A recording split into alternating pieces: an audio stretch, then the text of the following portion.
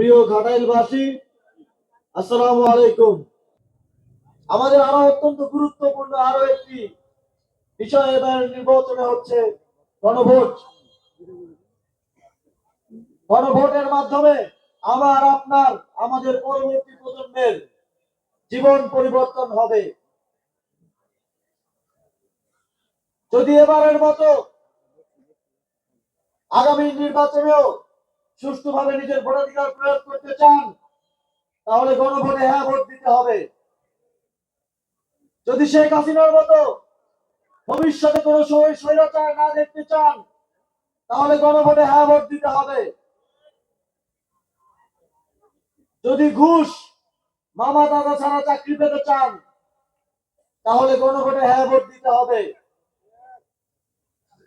যদি আদালতে ন্যায় বিচার পেতে চান, দুর্নীতি, অর্থ পাচার, ব্যাংক লুটেরাদের থেকে রক্ষা পেতে চান, তাহলে হ্যাঁ ভোট দিতে হবে।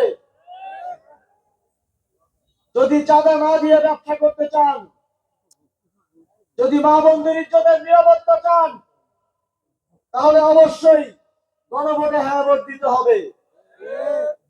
যদি গোলামীর পরিবর্তে আজাদীর জীবন যাপন করতে চান, তাহলে গণভোটে হ্যাঁ ভোট দিতে হবে।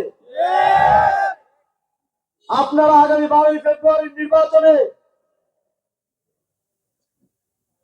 11 দলীয় জোটের জামায়াতে ইসলামীর, জাতীয় নাগরিক পার্টির, খেলাফতে মজলিসের প্রার্থী সাইফুল্লাহ হায়দার এবং প্রতীক সাপলাকলি এবং একই সাথে গণভোটে হ্যাঁ ভোটকে জয়যুক্ত করবেন ইনশাআল্লাহ। জুলাই গণহত্যা, শাপলা চত্বর গণহত্যা, বিডিআর হত্যাকাণ্ড সহ আওয়ামী লীগের আমলে যত খুন হত্যা করা হয়েছে এবং সর্বশেষ আমাদের সহযোদ্ধা শহীদ শরীফ ওসমান বিন হাদির হত্যা, সকল হত্যাকাণ্ডের বিচার আমরা নিশ্চিত করব। আমরা গতকাল দেখেছি তাদের সর্বোচ্চ নেতা গণভোটে হ্যাঁ ভোট দেওয়ার পক্ষে বলেছে।